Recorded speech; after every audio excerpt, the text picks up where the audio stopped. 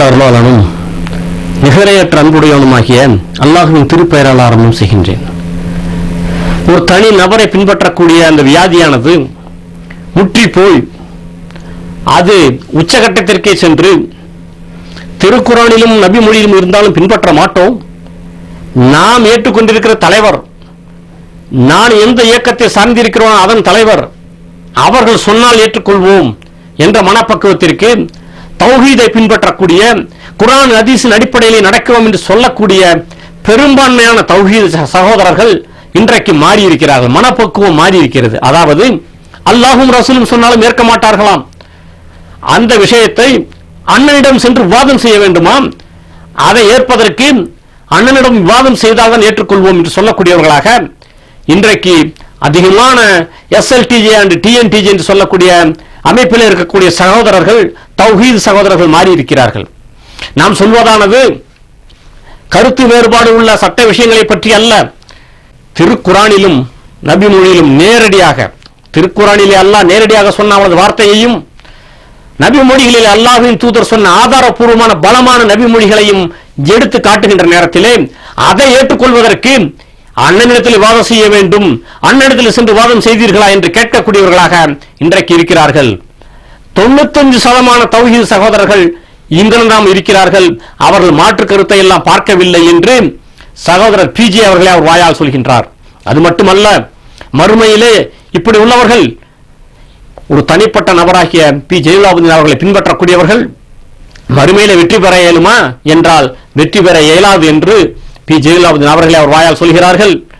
மறுமை நாளில் இந்த கடுமையிலே யௌம யஃபிர்ருல் மர்உ மின் அஹி வ உம்மிஹி வ அபி வ ஸாஹிபதிஹி வ பனி என்று அல்லாஹ் சொல்கின்றானே, அந்த கடுமையான நாளிலே சகோதரனை விட்டும் தாய் தந்தையரை விட்டும் பெற்ற மக்களை விட்டும் மனைவியை விட்டு மூடுகின்ற நேரத்திலே பி ஜெயலலிதா அவர்கள் வந்து இவர்களுக்கு உதவி செய்வார்களாம். அவர்கள் வாயிலேயே சொல்வதை நாம் கேட்போம் இன்ஷா அல்லாஹ். கேள்வி பதில் சொல்லாட்டா கூட ஒரு விஷயத்துக்கு நம்ம சொல்லணும். டிவி சொன்னா சரியா இருக்குன்னு சொல்றாங்க அப்படின்றாரு. அல்லாஹ் காப்பாத்துன்னு அப்படி நினைக்க கூடாது. அப்படி நம்ம ஆரம்பத்துல நான் சொல்லிட்டு இருக்கேன், அப்படி நினைக்க கூடாது.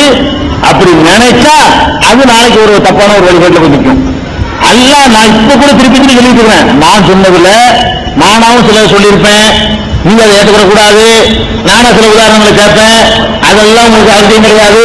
குர்ஆன்ல இருக்கு நான் சொல்லுவேன், அது கூட இருக்கா நீங்க பாத்துக்கிறேன்னு, நீங்க ஹதீஸ் இருக்கு நான் சொல்லுவேன். கன்ஃபார்மா அல்லாஹ் ரசூல் சொன்னது தெரிஞ்சாதான் நீங்க ஏற்றுக்கணுமே தவிர ஒரு மனுஷன் சொல்றாங்க அதுக்கப்புறம் எடுத்துட்டு போயிடலாம், பழைய வழியில எடுத்துட்டு போயிடலாம், யாரோ சொன்னதை கேட்டு எடுத்துட்டு போயிடலாம். முதல்ல அந்த அடிப்படை வந்து அது தப்பு. அப்படி யாராவது நினைச்சீங்களேயானால் மறுமை நாள்ல வந்து நான் வந்து அவர்களுக்கு எதிராக வந்து நின்றுவேன். அல்லாஹ் சொல்றான், உனக்கு தெரிஞ்சு கூடாது. மறுமை நாளில் அவருக்கு எதிராக காட்சியர்களாக வந்து நம்மளை கொண்டு எல்லாம் நிப்பாட்டி போடுவான். அல்லாஹ் காப்பாத்தணும். ரெண்டாவது குர்ஆன் ஹதீஸ் தான் மார்க்கம் அப்படிங்கிற கொள்கையில ஒரு கணிசமான மக்கள் வந்திருக்கிறாங்க.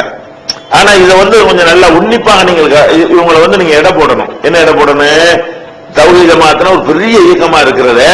இன்னைக்கு கும்பகோணத்துல 10 லட்சம் மக்கள் வந்து குழுமுறாங்க, தஞ்சாவூர்ல அதுக்கு அதே மாதிரி வந்து மக்கள் வந்து குழுமுறாங்க. ஒரு போராட்டம் ஆர்ப்பாட்டம் சொன்னா ஒரு நாள்ல அறிவிப்பு செஞ்சா கூட பல்லாயிரக்கணக்கான மக்கள் வந்து திரள்றாங்க. இந்த அளவுக்கு இந்த ஜமாஅத்தின் மீது மக்கள் நம்பிக்கை வச்சிருக்காங்க இல்லையா? இந்த நம்பிக்கையை வந்து 2 வகையாக நீங்கள் பிரிக்கலாம். ஒண்ணு என்னன்னு சொன்னா, நம்ம குர்ஆன் ஹதீஸுடைய விஷயங்களை அறிந்து ஆய்வு செய்து நம்ம என்ன சொல்றோம், அவங்க என்ன சொல்றாங்க, இவங்க என்ன சொல்றாங்க, அவங்க என்ன ஆதாரம் வைக்கிறாங்க, இவங்க என்ன ஆதாரம் வைக்கிறாங்க என்பதை எல்லாம் அலசி பார்த்து இவங்க சொல்றதா சரி என்று விளங்கி வந்த ஒரு கூட்டம் இருக்கிறார்கள் தௌஹீத் ஜமாஅத்ல. இப்படி வந்தவர்கள் ஒரு 5% குறைவா தான் இருப்பாங்க. நம்ம சொல்லக்கூடிய இந்த பிரச்சாரம் இருக்குது, அதையும் எதிரிகள் பிரச்சாரத்தையும் அப்படி ஆய்வு பண்ணி அலசி அது என்ன இது என்ன அப்படின்னு அக்கு வேற ஆணி வேற அதை வந்து பார்த்து அதுல ஒரு சரியான வழியை தேர்ந்தெடுத்து நம்மளை ஆதரிக்கிறவங்க எடுத்துக்கொண்டீர்களே, ஆனால் கொஞ்சம் விவரவர்கள் விஷயதாரிகள் இது மாதிரி ஒரு 5% மக்கள் இருப்பாங்க. மீதி 95% மக்கள் எப்படி வர்றாங்கன்னு கேட்டா, சில வெளிப்படையான செயல்களை பார்க்கிறாங்க. என்ன பார்க்கிறாங்க? மாற்று கருத்து உடையவர்களுடைய சில நடவடிக்கைகளை பார்க்கிறாங்க, தௌஹீத் ஜமாஅத்துடைய உள்ள நடவடிக்கைகளை பார்க்கிறாங்க.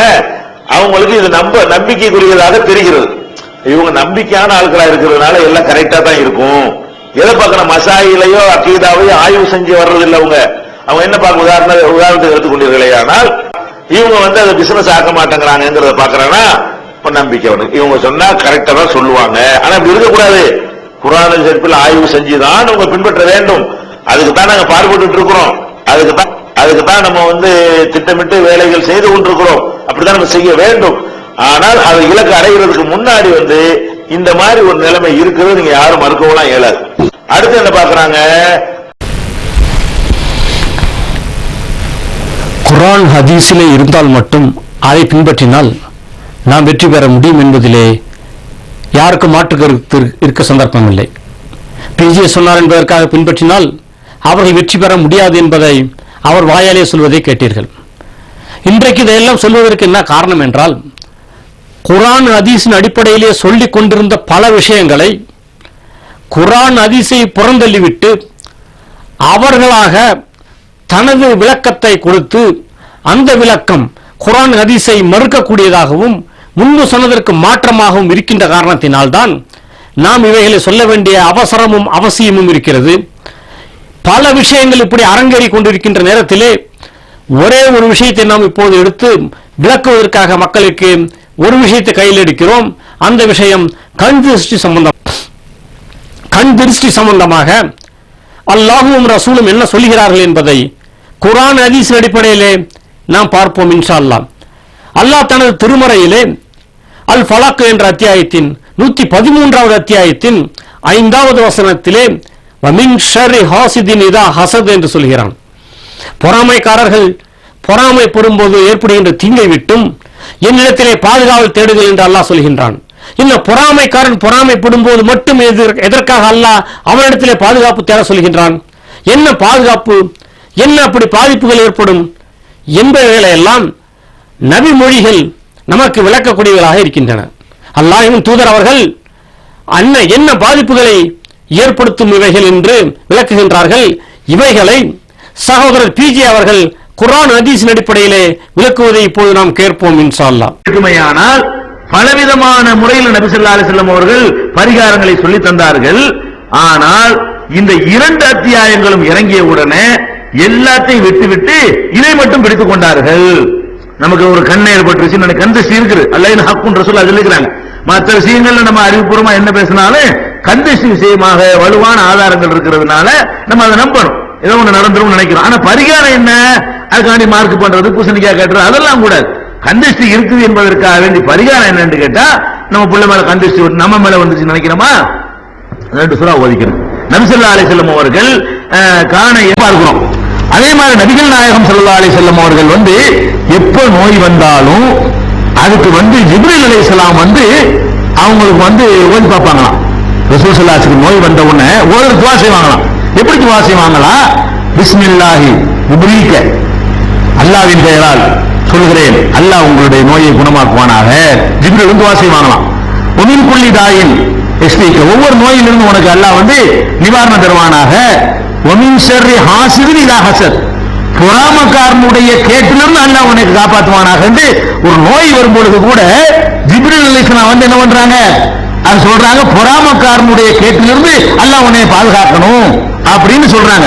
ஒரு ஷர்ரி குல்லி ரியாயின், ஒவ்வொரு கண் பார்வை, கண் பட்டமா இருக்கான்ல திஷ்டி, அதனுடைய தீங்கை விட்டு பாதுகாப்பு தேடுகிறேன் என்று ஜிப்ரீல் நபி ஸல்லல்லாஹு அலைஹி வஸல்லம் சொல்வார்கள் என்று ஆயிஷா நாயகி அறிவிக்கிற செய்தி முஸ்லிம்ல 4055 4056 பார்க்கிறோம். இந்த திஷ்டிலாம் கூட பொறாம தான் காரணம். திஷ்டிங்கிற கண் திஷ்டின்னு கண்ணுல பார்த்தோன்னு ஒரு கண்ணுல பவரா வச்சிருக்குது. சும்மா கண் திஷ்டி சொல்றது உண்மை என்னன்னு கேட்டா, ஒருவன் படுகிற வைத்தறிச்சல் தான். அதாவது ஒருத்தன் அடுத்தவனை பார்த்து வைத்தறியும் பொழுது அவன் ஒரு துவா அவனை அறியாம கிளம்புது. வண்டி கட்டான மூலப்படி கார் வாங்கிட்டானே, அந்த வயிற்றை எரியும் பொழுது என்ன ஆகுது, அது ஒரு துவாவாயிருது. அந்த துவாவால ஏத்துட்டான்னு வைங்க, ஒரு நேரம் இல்லாட்டி ஒரு நேரம் சொல்ற துவாக்கள் அங்கீகரிக்கப்பட்டோம். கண்ணால பார்க்கறதுனால எல்லாம் ஒண்ணு வந்துடாது. கண்ணால பார்த்து விட்டு அவன் வயிறு எரியும்ல, அந்த வயிறு எரியுறது தான் கண்டிஷ்டிங்கிறாங்க. அதுக்குதான் ரசூல் ஸல்லல்லாஹு அலைஹி வஸல்லம் ஜிப்ரீல் செய்யும் பொழுது பொறாமக்காரனுடைய தீங்கை விட்டும் கண்ணை விட்டும் சொல்றாங்க. பொறாமையினால இந்த நோய் வரும் தொடங்குது, பொறாமையினாலும் கேடு வரும் தொடங்குது. அவன் நேரடியா நம்மளை குத்துமா வெட்டுமா, அது ஒரு கேடு. அது இல்லாம பொறாமையில் என்ன பண்ணுவான், ஏங்குவான், பொறாமையில வைத்தறிவான். இந்த வயிற்றெரிச்சலும் கூட என்ன செய்யும், நம்மளை வீழ்த்திடும். அப்ப வயிற்றெரியாத அளவுக்கு நம்முடைய அணுகுமுறை வச்சுக்கணும். ஒரு பெரிய கண் திருஷ்டியை பற்றி இஸ்லாம் என்ன சொல்கிறது, அல்லாஹும் ரசூலும் என்ன சொல்கிறார்கள் என்பதை தெளிவாக சகோதரர் பி ஜெயலலிதா அவர்கள் விளக்கியதை கேட்டோம். இஸ்லாத்தின் நிலைப்பாடு இதுதான். அல்லாஹும் ரசூலும் சொன்ன குர்ஆன் ஹதீஸின் அடிப்படை இதுதான். இதை நாம் ஏற்றுக்கொண்டோம். என்ன காரணத்தினால் ஏற்றுக்கொண்டோம்? பிஜே அவர்கள் சொல்கிறார்கள் என்ற காரணத்தினால் ஏற்றுக்கொள்ளவில்லை. அல்லாஹும் ரசூலும் சொன்னதை இவர்கள் நமக்கு தெளிவாக எடுத்து விளக்கினார்கள். அந்த அடிப்படையிலே ஏற்றுக்கொண்டோம். இதை நாம் குறை சொன்னோமா? சகோதரர் தவறாக சொல்கிறார்கள் என்று விமர்சித்தோமா? இதை பின்பற்ற வேண்டியது ஒவ்வொரு முஸ்லீமின் கடமை, ஏற்றுக்கொள்ள வேண்டியது ஒவ்வொரு முஸ்லீமின் கடமை. ஏனென்றால் அல்லாஹும் ரசூலும் அவ்வாறுதான் சொல்லியிருக்கிறார்கள். கண் திருஷ்டி என்றால் என்ன, என்னென்ன பாதிப்புகளை உண்டு பண்ணும் என்றெல்லாம் சொல்லியிருக்கிறார்கள். அதை அவர்கள் எடுத்து விளக்கினார்கள்.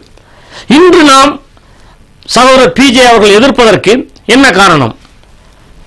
என்ன காரணம் என்றால், இன்றைக்கு அதே கண் திருஷ்டியை பற்றி சகோதரர் பி ஜெயலலிதா அவர்கள் என்ன சொல்கிறார்கள் என்பதை, அதற்கு என்ன ஆதாரம் வைக்கிறார்கள் என்பதை இப்பொழுது பார்ப்போம் இன்ஷா அல்லாஹ். கண் திருஷ்டியை பொறுத்த வரைக்கும் தூக்க காலத்துல நாமளும் இந்த கண் திருஷ்டி மாத்திரம் இது இருக்குன்னு நம்ம நினைத்துக் கொண்டிருந்தோம். ஆனால் இந்த கண் திருஷ்டி சம்பந்தமாக வரக்கூடிய ஹதீசுகளை ஆய்வு செய்யக்கூடிய நேரத்தில் இது சூனியத்தை போலவே தான் கண் திருஷ்டியும் அமைந்திருக்கிறது என்பதை மறு ஆய்வு செய்து அது சம்பந்தமான ஒரு தெளிவான நிலைப்பாட்டை எடுத்து உங்களுக்கு இன்ஷா அல்லாஹ் அது ஒரு பிரசுரமாக கூட வெளியிட இருக்கிறோம். அது எப்படி என்று கேட்டால், இப்ப கண்ணால பார்த்தவன ஒண்ணு ஏற்படுதுங்கிறாங்கல்ல. ஒரு குழந்தை இருக்குது, அழகான குழந்தை இருக்குன்னு வைங்களேன், அது கண்ணத்துல என்ன செய்வாங்க, ஒரு பொட்டு கருப்பு பொட்டு வச்சிருவாங்க. எதுக்கு? இந்த கண் திருஷ்டி பட்டு அழகா இருக்குன்னு சொல்லிடுமா. இப்படி ஏன் இந்த மாதிரி பாக்குறதுனால அந்த குழந்தைக்கு என்னமாவது ஏற்பட்டுங்கிறாங்க. அப்ப ஒரு அழகான பொருளை மனிதர்கள் பார்ப்பதனால் அந்த பொருளுக்கு கேடு வரும் அப்படின்னு இருந்தா, உலகத்தில் உள்ள அழகான எவ்வளவு விஷயங்கள் பல ஆயிரம் ஆண்டுகளாக நிலைத்து நீடித்துக் கொண்டே இருக்கிற காட்சி நீங்க பாக்குறீங்க. இப்ப உலகத்திலே அழகான இடம் என்று சொல்லி நம்ம ஊட்டிக்கு போறோம், கொடைக்கானலுக்கு போறோம், கோடான கோடான கண்கள் அதுல படுது. அந்த ஊர்ல எரிஞ்சு போச்சா? அழகானதை பார்த்தா, ஒரு குழந்தையை பார்த்தவன அப்படி கருப்பு போட்டு வைக்கணுங்கிறீங்களே. அப்ப அந்த ஊட்டி கொடைக்கானல் எத்தனை பேர் பார்த்து ரசிக்கிறான்? ஏதாவது ஏற்பட்டிருக்கான்னு இருக்கிறேன், ஒன்னும் ஏற்பட காணாம். அதே மாதிரி இந்த சினிமாவில் உள்ள நடிகைகளை எல்லாம் பார்த்து எல்லாம் ரசிக்கிறானுவோ. அது அழகு, மேக்கப் அழகுதான். அது இருந்தாலும் அழகு நினைச்சானே பாக்குறான். அப்ப இப்படி பேர் பாக்குறாங்க, அதனால அவன் செத்து போயிட்டான். நடிகைலாம் அழகான இதை எல்லாரும் பார்க்கத்தானே செய்யறான். அப்ப அந்த அழகான விஷயங்களை, அழகான கடற்கரையை பார்க்கிறோம், அழகான தாஜ்மஹாலை போய் பார்க்கிறோம், அழகான இயற்கை காட்சிகளை பார்க்கிறோம், அழகான மரஞ்செடிகளை பார்க்கிறோம், அழகான புற்பூண்டுகளை பார்க்கிறோம், அழகான சுற்றுலா தலங்களை பார்க்கிறோம். இதுகளை எல்லாம் நம்ம பார்த்து பார்த்து ரசிச்சுட்டு வர்றோம். கோடானு கோடானு கண்கள் படுகிறது. ஒரு கண்ணாச்சும் போய் அதை ஒண்ணும் செய்ய காணாம ஒண்ணும் நடக்க மாட்டேங்குது. எத்தனை அழகழகான பில்டிங் எல்லாம் ஊர்ல இன்னைக்கு இருக்கிறது. அன்னைக்கு குடிசையா இருந்தது, இன்னைக்கு கோட்டை குப்பத்தில் நுழைஞ்சா அவ்வளவு நல்ல நல்ல பில்டிங் எல்லாம் பாக்குறோம். வண்ண வண்ணமா கலர் கலரா இருக்கு, இருக்கிற காட்சியை பாக்குறோம். உடனே பில்டிங்கை நான் பார்த்தோன்னா அப்படி வசமா போயிருமா, இடிஞ்சு விழுந்துருச்சான்டா ஒண்ணு அவ காணோம். நடைமுறையில பாக்குறோம். எத்தனை இந்த வந்திருக்கிறல எத்தனை அழகான பெண்கள், எத்தனை அழகான ஆண்கள் இருப்பீங்க. ஒருத்தர் நல்ல அழகா இருக்கானு சொல்லிக்கிறோம், அழகா இருக்காளான்னு சொல்லிக்கிறோம். ஒண்ணு அழிஞ்சு போயிருவாங்களா, செத்து போயிடுறாங்களா, ஒண்ணு ஆக மாட்டேங்குது. அப்ப நடைமுறையிலையும் பாக்குறோம். இப்படி பாக்குறதுனால ஒண்ணும் ஏற்பட மாட்டேங்குது, ஒரு அந்த மாதிரியான ஒரு ரிசல்ட்டே இருக்க மாட்டேங்குது. அப்ப இது இந்த மாதிரியான ஒரு மேட்ரு நம்ம ஏத்துக்கிற மாதிரி இல்ல. இது இறைத்தன்மை வருது. பார்க்கிறதன் மூலமாக எந்த ஒன்றையும் கடத்த முடியாது. பார்க்கிறதன் மூலமாக ஒளியைத்தான் கடத்த முடியும். அதுல இருந்து ஒரு படம் எடுத்து நம்ம என்ன செய்ய முடியும், பார்த்துக் கொள்ள முடியுமே தவிர ஒரு அழிக்கக்கூடிய எதுவும் இந்த கண்ணிலிருந்து வெளிப்படுகிறதா, சயின்டிபிக்காவது அப்படி இருக்குதா, அது மாதிரிலாம் இல்ல. இன்னும் சொல்ல போனா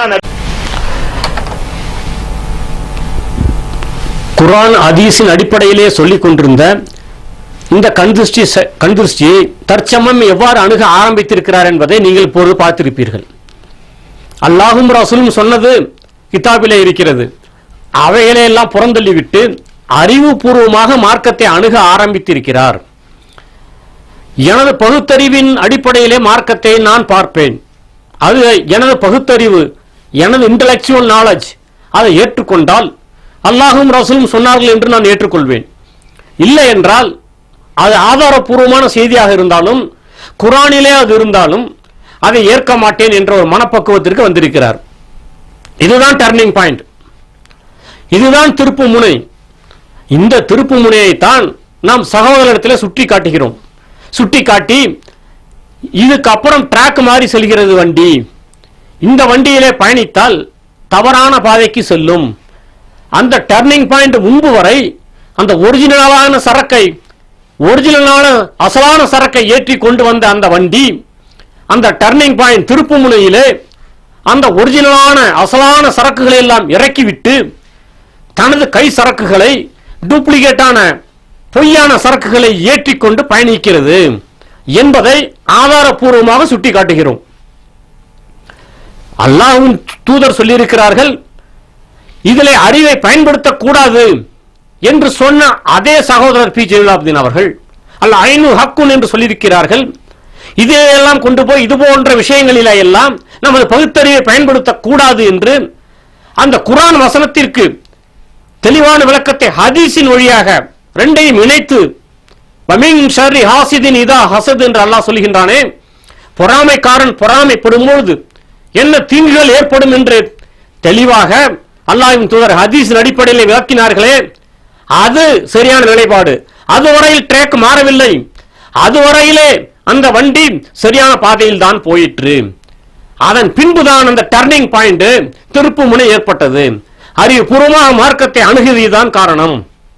சொல்கின்ற விளக்கம், பார்க்கின்ற அந்த பில்டிங் கட்டிடங்கள், அழகான கட்டிடங்களை பார்த்தால் ஒன்றும் ஆகவில்லை, அழகான நடிகைகளை பார்த்தால் அவர்களுக்கு ஒன்றும் ஆகவில்லை, இப்படியாக பிராக்டிக்கலாக செயல் ரீதியாக நடைபெறவில்லை. அதனால் அல்லாஹ்வின் தூதர் சொல்லவில்லை, சொல்லியிருக்க மாட்டார்கள்.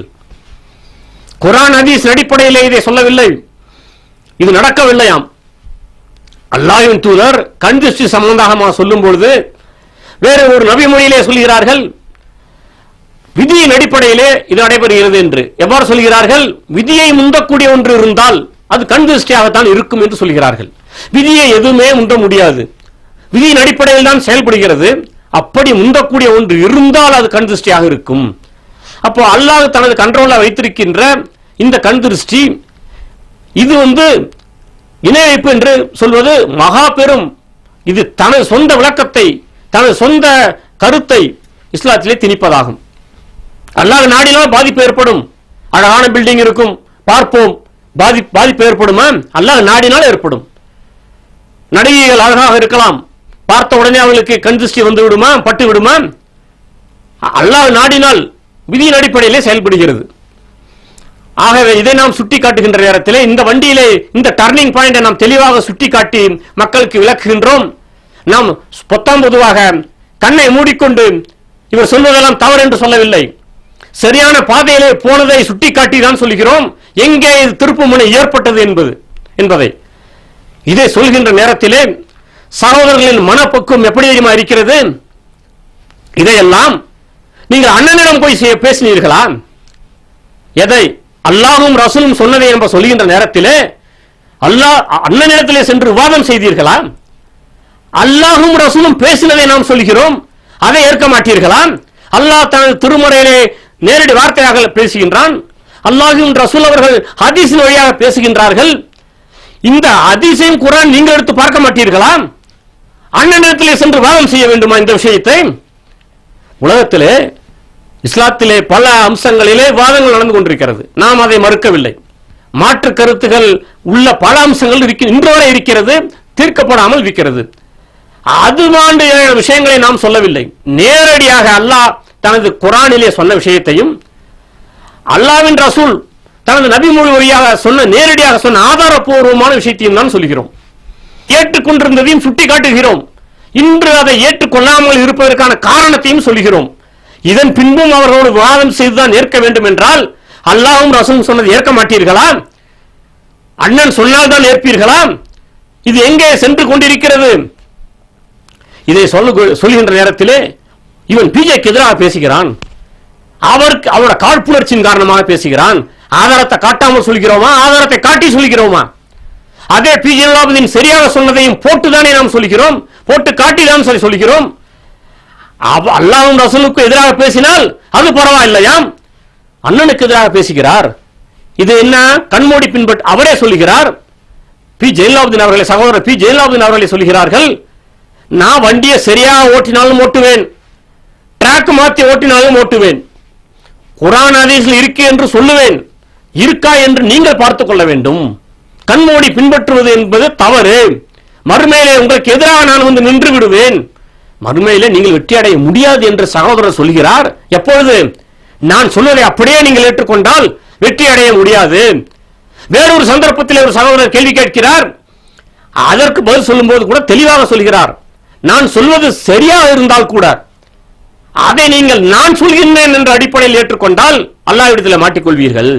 இருக்கிறார்கள் என்று பாருங்கள், கண் திருஷ்டியை பற்றி சொல்லி இருக்கிறார்களா இல்லையா? இதை போலதான் பல விஷயங்கள் அரங்கேறி கொண்டிருக்கிறது.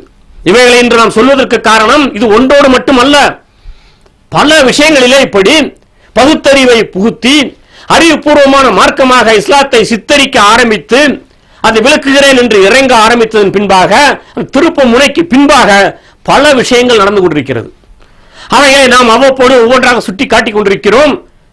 இன்ஷா அல்லாஹ் வருங்காலங்களிலே ஒவ்வொன்றாக நாம் எடுத்து மக்களிடத்திலே ஆதாரபூர்வமாக சரியாக சொன்னதையும் போட்டு குர்ஆன் ஹதீஸ் அடிப்படையில் எது இருக்கிறது என்பதை நீங்கள் பாருங்கள் என்பதை மக்களின் பார்வைக்காக வைக்கிறோம். இதை மக்கள் எடுத்துக்கொள்கின்ற மனப்பக்குவம் இருக்கிறதே வியப்பாக இருக்கிறது. ஒருவர் இந்த பேஸ்புக்கில் எல்லாம் கொடுக்கின்ற நேரத்தில் எப்படி கமெண்ட் எழுதுகிறார்கள் தெரியுமா? நீ தாடி சின்னதாக வைத்திருக்கிறார், நீ சொல்வதை கேட்க மாட்டோம். இதான் காரணம், தாடி சின்னதாக இருக்கிறதா, ஆகையால் நீ சொல்வதை கேட்க மாட்டோம். சகோதரர் பிஜே சொல்வதுதான் சரி, அவர் குர்ஆன் ஹதீஸ் ஆய்வு பண்ணி சொல்கிறார், நீங்கள் யார் என்று எனக்கு தெரியாது என்றெல்லாம் கமெண்ட், அதாவது கமெண்ட் காலத்திலே அவர்கள் கமெண்ட் அடிப்பதை பார்க்கிறோம். அல்லாஹ் திருக்குர்ஆனிலே சொல்கிறான் ஒரு சாராரை பற்றி, மறுமையிலே நரகத்திலே கொண்டு போய் கூட்டம் கூட்டமாக அவர்கள் தள்ளப்படும் பொழுது அல்லாஹும் ரசூலும் உங்களிடத்திலே எச்சரிக்கவில்லையா என்று சொல்கின்ற நேரத்தில் அவர் சொல்வார்களாம், நாங்கள் எங்கள் தலைவர்களை பின்பற்றினோம், அல்லாஹும் ரசூலும் சொன்னதை பொய்ப்பித்தோம் என்று சொல்வார்களாம். அப்பேற்பட்டவர்களாக நாம் ஆகிவிடக் கூடாது என்பதற்காகத்தான் இதையெல்லாம் சொல்கிறோம். குர்ஆனிலே அல்லாஹ் இன்னொரு இடத்திலே சொல்கிறான், தௌஹீத்வாதிகளின் பண்பை பற்றி சொல்கின்ற நேரத்திலே தௌஹீத்வாதிகள் எப்படி இருப்பார்களாம், அல்லாஹ்வின் வசனம் நினைவுபடுத்தப்பட்டால் கூட கண்ணை மூடி அதிலே விழமாட்டார்கள், கண்ணை மூடிக்கொண்டு அதிலே விழமாட்டார்கள், பின்பற்ற மாட்டார்கள் என்று அல்லாஹ் சொல்கிறான். இவைகளை எல்லாம் மறந்துவிட்டு இன்றைக்கு அண்ணன் சொன்னால் சரியாக இருக்கும் என்ற இழைப்பாடை சகோதரர்கள் எடுத்திருக்கின்ற காரணத்தினால் இவைகளை எல்லாம் சொல்கிறோம். இவைகளை சொல்கின்ற நேரத்திலே நீங்கள் அதை எப்படி எடுத்துக்கொண்டால் நமக்கு கவலை இல்லை. நம்மை திட்டினாலும் முசைபாடினாலும் நாம் பொறுமை காப்போம். ஏனென்றால் சிலர் திட்டுகிறார்கள், சிலர் கோபப்படுகிறார்கள், நாம் இதிலே பொறுமை காப்போம். ஏன், என்ன விஷயம்? அல்லாஹும் ரசூலும் சொன்னதை ஏற்க சொல்கிறோம், தவறாக சொல்கின்ற காரணத்தினால் அண்ணன் சொல்வதை ஏற்றுக்கொள்ளாதீர்கள் என்று சொல்கிறோம். அதை சொல்லி சுட்டிக்காட்டி அந்த திருப்பு முனையை சுட்டிக்காட்டி தான் சொல்கிறோம். இந்த நேரத்தில் நீங்கள் எம்மை வசைபாடினால், எம்மை திட்டினால், எங்களது தராசு தட்டிலே மீசானிலே மறுமையிலே கனம் குறைவாக இருந்தால் உங்களது நன்மைகளை தூக்கி அல்லாஹ் கொடுப்பான், இதுவும் எனக்கு நன்மையாக அமையும் இன்ஷா அல்லாஹ் என்ற காரணத்தினால் நாங்கள் பொறுமை காப்போம். நீங்கள் செய்ய வேண்டியது இது குர்ஆனிலே இருக்கிறதா, நபி மொழியிலே இருக்கிறதா என்பதை முதலில் பார்ப்பதற்கு மனப்பக்குவத்தை வளர்த்துக் கொள்ள வேண்டும். இந்த மனப்பக்குவத்துடன் நாம் இஸ்லாத்தை பின்பற்றக்கூடியவனாக என்னையும் உங்களையும் அல்லாஹ் ஆக்கியருள வேண்டும் என்று பிரார்த்தித்தவனாக இனி வருங்காலங்களிலே இதே போன்று சொல்லக்கூடிய வேறு சில விஷயங்களையும் சூனியம் உட்பட நாம் உங்களுக்கு இன்ஷா அல்லாஹ் குர்ஆன் ஹதீஸ் அடிப்படையிலே விளக்குவோம் என்று கூறிக்கொண்டு